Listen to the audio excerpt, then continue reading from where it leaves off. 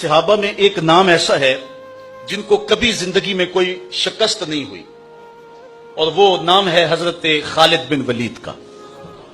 چونکہ انہیں سیف اللہ کہا گیا، اور اللہ کی تلوار کو کون شکست دے سکتا، بلکہ حضرت خالد بن ولید کی آرزو تھی کہ میں راہ حق میں شہید کیا جاؤں، لیکن یہ آرزو ان کی پوری نہیں ہو سکی، اور وہ بستر پہ اپنی طبی موت فوت ہوئے، اس لیے کہ اللہ کی تلوار کو کون توڑ سکتا تھا۔ تو حضرت خالد بن ولید جس جنگ میں بھی گئے ہیں انہیں کامیابی ہوئی۔ ایک مرتبہ حضرت خالد بن ولید پر مشکل آ گئی۔ حضرت رافع بن عمر طائی، وہ بھی آپ کے ساتھی تھے، آپ کے نائب کمانڈر تھے، تو انہوں نے کہا کہ لگتا ہے آج قضا آ گئی، جو حالات ہیں مسلمان پسپا ہونے لگے، اور یہ پہلی بار ایسا ہوا تھا کہ خالد بن ولید کی قیادت میں لڑی ہوئی کوئی جنگ اس میں پسپائی ہو رہی ہے۔ تو حضرت عمر بن رافع الطائی نے کہا کہ لگتا ہے قضا آ گئی ہے۔ تو حضرت خالد بن ولید نے کہا کہ مجھے بھی ایسا ہی لگتا ہے کہ کوئی مشکل بن گئی ہے۔ ادھر یہ پسپا ہو رہے ہیں، ادھر حضرت ابو عبیدہ کو حضور مدینے میں خواب میں ملے اور کہا تم یہاں بیٹھے ہوئے ہو، اللہ کے شیر پہ مشکل بنی ہوئی ہے۔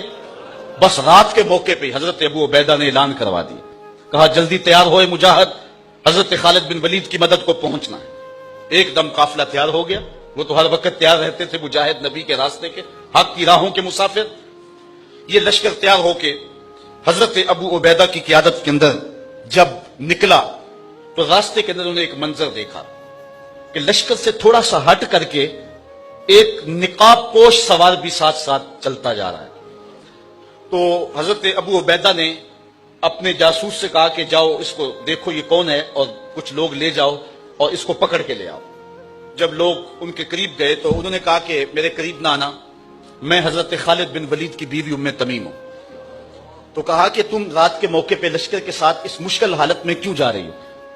تو انہوں نے کہا کہ جب حضرت ابو عبیدہ نے اعلان کروایا نا کہ جنگ کے لیے نکلو، حضرت خالد بن ولید پہ مشکل آئی ہوئی ہے، تو میں پریشان ہو گئی کہ اللہ کے اس شیر پر کبھی مشکل آئی تو نہیں تھی، تو کیا ہوا؟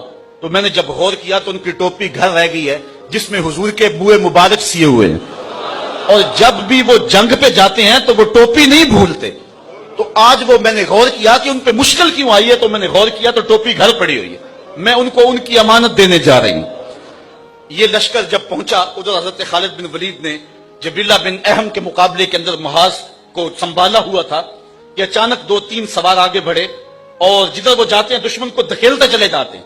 حضرت خالد بن ولید نے دیکھا کہ ایک نقاب پوش سوار بھی ان سواروں میں ہے، تو آپ نے اپنے گھوڑے کو ایڑ لگائی اور آگے بڑھ کے کہا اے نقاب پوش تو کون ہے، تیری تلوار کے آگے کوئی ٹھہرتا ہی نہیں ہے۔